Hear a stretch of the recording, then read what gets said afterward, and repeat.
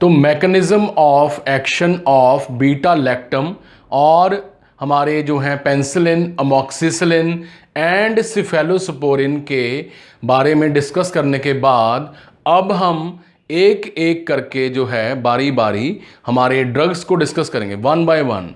तो सबसे पहले है हमारा दैट इज पेनिसिलिन जी। तो पेनिसिलिन जी की डोज जो है दैट इज 0.5 to 5 MU पर वी कैन से 6 आवर्स टू 12 आवर्स, 6 घंटे से लेके 12 घंटे तक जो है ये अपना ड्रग एडमिनिस्टर किया जाता है। रूट कैन बी IM और IV, route can be IM और IV।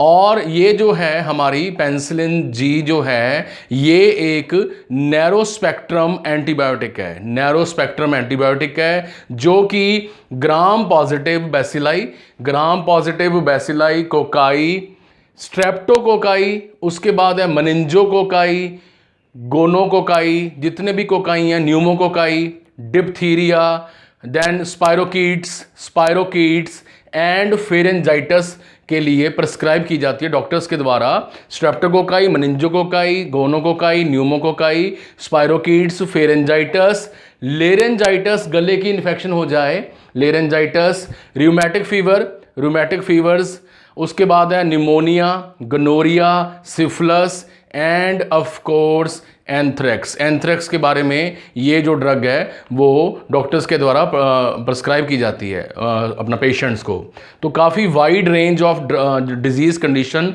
ये ड्रग जो है वो कवर करता है। उसके बाद बात करें हमारे पेनिसिलिन के कॉन्ट्राइंडिकेशंस के बारे में, तो इट इंक्लूड ये जो है ऑब्वियस है हाइपर सेंसिटिविटी, नियोनेट्स के मामले में ये जो है हमारी अवॉइड की जाती है पेनिसिलिन। और इसके जो मेन साइड इफेक्ट हैं, मेन साइड इफेक्ट हैं उसमें है हमारा pen at the intramuscular site, जिस जगह पे इंजेक्शन लगता है। कई बार आपने सुना होगा कि टीका जो है वहाँ पे इन्फ्लेम हो चुका है, इंजेक्शन जो है इन्फ्लेम हो चुका है, पक चुका है। थ्रोम्बोफ्लेम्बाइटिस हो सकती है, थ्रोम्बोफ्लेम्बाइटिस सभी को पता है कि वहाँ पे ठोलू सा बन सकता है, इन्फ्लामेशन हो सकती है, मेंटल कन्फ्यूजन हो सकती है, स्किन रैश हो सकता है, पेशेंट इचिंग शो करेगा, फीवर, अडीमा, ये सारे साइड इफ़ेक्ट्स आपके सामने जो हैं ये हमारे पेनिसिलिन के साथ जुड़े हुए हैं। उसके बाद हम बात करेंगे about next drug category that is amoxicillin and ampicillin. Amoxicillin and ampicillin तो हमने प्रीवियसली ये डिस्कस किया था कि अमोक्सिसिलिन जो है ये क्लेबुलोनिक एसिड के साथ जो है सेल्बेक्टम के साथ क्लेबुलोनिक एसिड के साथ जो है वो एडमिनिस्टर की जाती है, क्योंकि ये बीटा लैक्टामेज जो हमारे वो हैं एंजाइम्स हैं वो अमोक्सिसिलिन के इफेक्ट को कम कर देते हैं। तो बात करते हैं इसके डोज की, तो इसकी डोज है जी 0.25 से लेके 0.25 से लेके 1 ग्राम थ्राइस ए डे। और इसका जो रूट है वो IM IV स्लो होता है, स्लो इन्फ्यूजन की जाती है। और ये respiratory tract infection, bronchitis, inflammation of the bronchi, sinusitis, meningitis, endocarditis के मामले में यूज़ की जाती है हमारी अमोक्सिसिलिन। जो भी मेरी राइट साइड के ऊपर बोर्ड के ऊपर आ रहा है वो पॉज करते हुए नोट करते जाइए, सेल्फ के नोट्स बनाइए, आपकी हो जाएगी बल्ले बल्ले, आपके आ जाएंगे मार्क्स हमारे फार्माकोलॉजी में। मार्क्स के लिए मैं नहीं पढ़ाता, मैं पढ़ाता हूँ नॉलेज के लिए, मार्क्स के लिए। मार्क्स तो अपने आप आएंगे पैरेलल। उसके बाद है हाइपर सेंसिटिविटी के मामले में, ब्रेस्ट फीडिंग के मामले में, प्रेगनेंसी के मामले में, हेपेटिक डिजीज़ के मामले में, रीनल डिजीज़ के मामले में ये ड्रग जो है वो हमारा अवॉइड किया जाता है, अवॉइड किया जाता है, कॉन्ट्रा इंडिकेटेड है, कॉन्ट्रा इंडिकेटेड है। अगर हम इसके साइड इफ़ेक्ट की बात करें तो साइड इफ़ेक्ट में हमारे diarrhoea, yes please diarrhoea, skin rash, उसके बाद nausea, vomiting, pain at the we can say muscular site, mental confusion और अडीमा जो है यहाँ पे पेशेंट को देखने में हो सकता है। ठीक है जी। अब हम डिस्कस करेंगे इसकी नर्सिंग रिस्पॉन्सिबिलिटीज़। तो बात करें हम नर्सिंग रिस्पॉन्सिबिलिटीज़ की, तो इसमें सबसे पहले हमेशा की तरह check for the sign and symptom of infection, super infection, urine output, hepatic study, renal study, history of allergy and respiratory status जो है वो हमने असेस करके रखना होता है। इसके रिलेटेड जो भी लैब रिपोर्ट्स हैं वो अरेंज करके रखनी होती हैं। और अगर ज़रूरत पड़े इसके बाद परफॉर्म एलर्जिक स्किन टेस्टिंग जो है वो भी की जाती है। और अगर लगे कि एलर्जी हो रही है तो इमीडिएटली ड्रग को जो है वो डिसकंटिन्यू कर दिया जाता है। Then advise the patient to report any inflammation of the vagina और वेजिनाइटिस और एनी थ्रश। थ्रश जो है ये बहुत माइक्रो लेवल पे फ्लोरा के ऊपर है इन्फेक्शन प्रेजेंट है। और हमने ये भी यहाँ पे ध्यान में रखना है कि पेनिसिलिन जी जो है जी वो हमारी फूड के साथ एडमिनिस्टर की जाती है, खाली पेट एडमिनिस्टर नहीं की जाती। और अगर पेशेंट ओपीडी बेसिस पे पेनिसिलिन का इंजेक्शन लगवाने आया है अमॉक्सिसिलिन का, तो वो उसको हमने 30 मिनट्स तक जो है वो ऑब्जर्वेशन में रखना होता है for checking of any skin allergy, rash वगैरह। ठीक है, समझ रहे हो ना, जो भी साइड इफेक्ट हमने लिखे हैं, डायरिया, ठीक है जी, नोजिया, वॉमिटिंग, उसके लिए हमने जो है ऑब्जर्वेशन में रखना होता है। और हमने अगर बात करें पेशेंट और फैमिली एजुकेशन, तो हमने पेशेंट और फैमिली रिलेटिव्स को ये भी बताना होता है कि अगर सोर थ्रोट प्रेजेंट है, पेशेंट को फटीग महसूस हो रही है, फीवर है, सुपर इन्फेक्शन है, सांस लेने में दिक्कत हो रही है, ब्रीदिंग डिफ़िकल्टी, तो वो भी हमने पेशेंट्स को रिपोर्ट करने को बताना होता है। उसके बाद हमारे वाइटल साइंस आ गए, लैब रिपोर्ट असेसमेंट आ गई, कल्चर सेंसिटिविटी टेस्ट आ गया। और हमने ये भी यहाँ पे ध्यान में रखना है कि पेशेंट को किसी भी तरह की मेंटल कन्फ्यूजन एंड डिसओरिएंटेशन जो है वो प्रेजेंट ना हो। क्लियर है जी सभी को नर्सिंग रिस्पॉन्सिबिलिटी?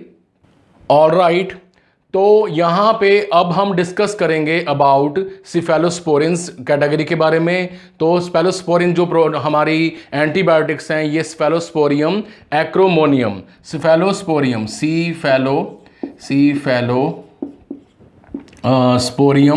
स्पोरियम एक्रोमोनियम, ये नोट कर लीजिए। एक्रोमोनियम हमारा जो दैट इज अपनी इसकी ओरिजिन है ये यहाँ से है, दैट इज स्पेलोस्पोरियम एक्रोमोनियम।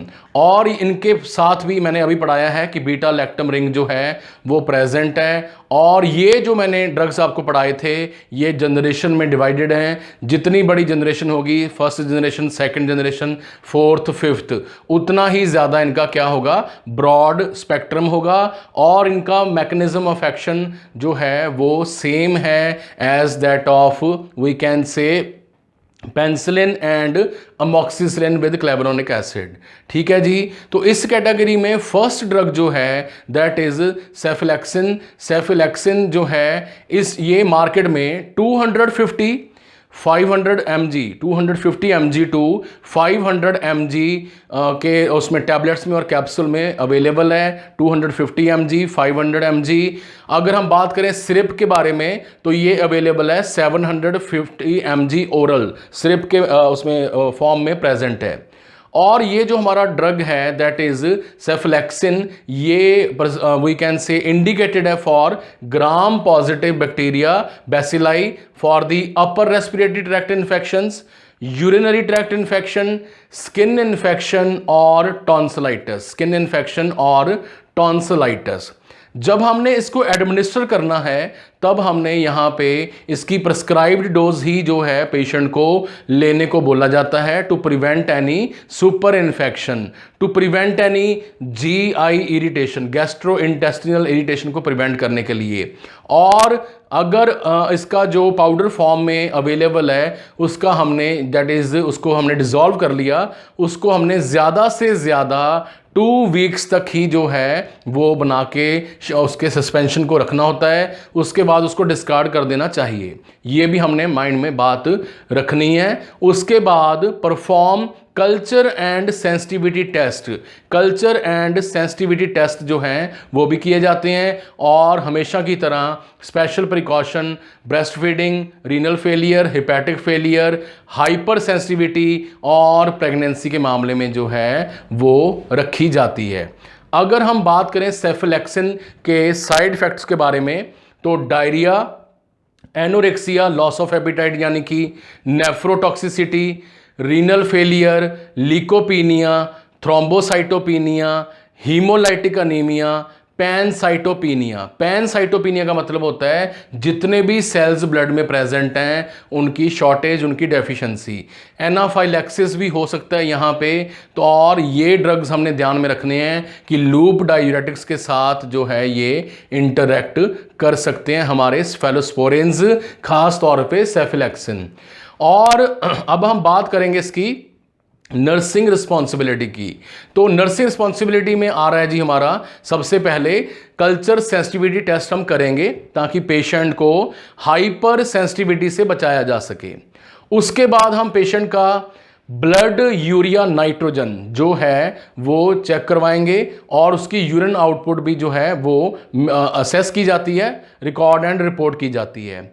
उसके बाद monitor the patient for any we can say liver problem such as by checking SGOT SGPT, और पेशेंट की फैमिली मेंबर को किसी भी तरह की कॉम्प्लिकेशन को इमीडिएटली जो है वो रिपोर्ट करने को बोला जाता है। तो हमने देखा यहाँ पे फर्स्ट जनरेशन हमारा सेफेलोस्पोरिन। अब हम डायरेक्टली डिस्कस करेंगे about third generation of cephalosporin जिसको बोला जाता है सेफ्ट्राइएक्सोन। और ये हॉस्पिटल सेटिंग में भाई साहब, हमारे students, friends, please note it down, this is known as monocef. और ये नोजोकोमियल इन्फेक्शन को प्रिवेंट करने के लिए बहुत ही कॉमनली यूज़ किया जाता है इन द पाउडर फॉर्म। हमने तो बहुत यूज़ किए हैं, आज की डेट का मेरे को पता नहीं है, बट सेफ्ट्राइएक्सोन मोनोसेफ है आपका। और इसमें हम डिस्कस करेंगे अबाउट इट्स डोज। तो इसकी जो डोज है that is 1 to 2 gram, 1 to 2 gram IM intramuscular, IV जो कि दिया जाता है 6 आवर्स के बाद, 6 आवरली। और ये थर्ड जनरेशन ड्रग है जो कि अगर हम कैप्सूल्स की बात करें तो 300 mg के फॉर्म में अवेलेबल है और पाउडर फॉर्म इसकी 500 mg अपना उसमें प्रेजेंट है। उसमें हम जो है डिज़ोल्व करते हैं स्टेराइल वाटर में, ठीक है। उसके बाद बात करें मोनोसेफ की तो बड़ी ही लंबी लिस्ट है जी, ये बहुत कॉमनली यूज़ किया जाता है। For example community acquired pneumonia, otitis media यानी कि मिडल ईयर की इन्फ्लामेशन, साइनोसाइटस इन्फेक्शन के मामले में तो ऑब्वियस यूज़ होगा ही होगा, निमोनिया, टॉन्सिलाइटिस। उसके बाद है लोअर रेस्पिरेटरी ट्रैक्ट इन्फेक्शन जिसमें हमारी ट्रैकिया और ये लंग्स जो हैं इन्वॉल्व हो जाते हैं।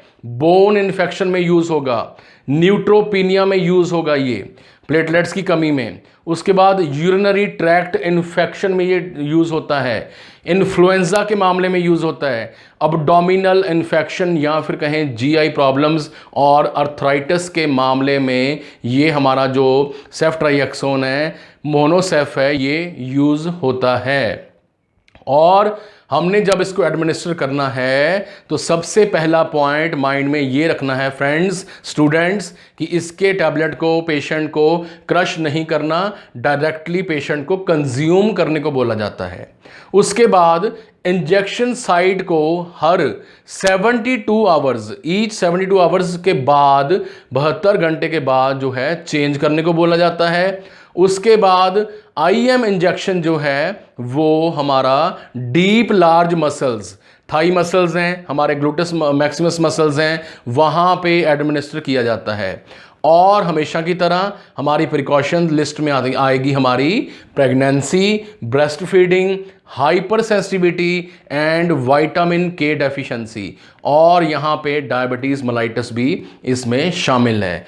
और अगर हम बात करें प्रोलॉन्ग यूज़ ऑफ मोनोसेफ यानी कि सेफ्ट्राइएक्सोन तो it include side effects, include heart failure, vomiting, bleeding disorder, renal failure, leukopenia, thrombocytopenia, pancytopenia. तो तो आपने जितने भी कॉमन वो हैं साइड इफ़ेक्ट हैं वो हमने सॉर्ट आउट कर लेने हैं। सभी एंटीबायोटिक्स में पाए जाते हैं, उनके एडवर्स इफ़ेक्ट्स, उनके साइड इफ़ेक्ट, उनकी जो मैकेनिज्म ऑफ एक्शन में कॉमन चीज़ें हैं वो आपने बाहर लेके आनी है, सॉर्ट आउट कर लेनी है और उनको याद कर लेना है। और जब हम बात करते हैं इसके नर्सिंग अपनी रिस्पॉन्सिबिलिटी की, तो ये it is same as like of cephalexin. जैसे हमने पॉइंट सेफ्लेक्सिन में डिस्कस किए थे, वैसे ही इसके जो ड्रग के हमारी नर्सिंग मैनेजमेंट के पॉइंट्स हैं वो हमने दिमाग में रखने हैं। So this was all about the beta lactam agents, antibiotics, mode of action, nursing responsibility, drugs and dose. In the next antibiotic lecture series we will discuss about folate cycle pathway inhibitors और sulphonamides जो कि बहुत important drug category है। Please उस lecture series को भी पक्का देखिए। ये 3-4 सीरीज हैं जो आपको याद करनी पड़ेंगी, देखनी पड़ेंगी, समझनी पड़ेंगी, तभी आप बोल सकते हो कि मेरे को सारे एंटीबायोटिक्स आते हैं।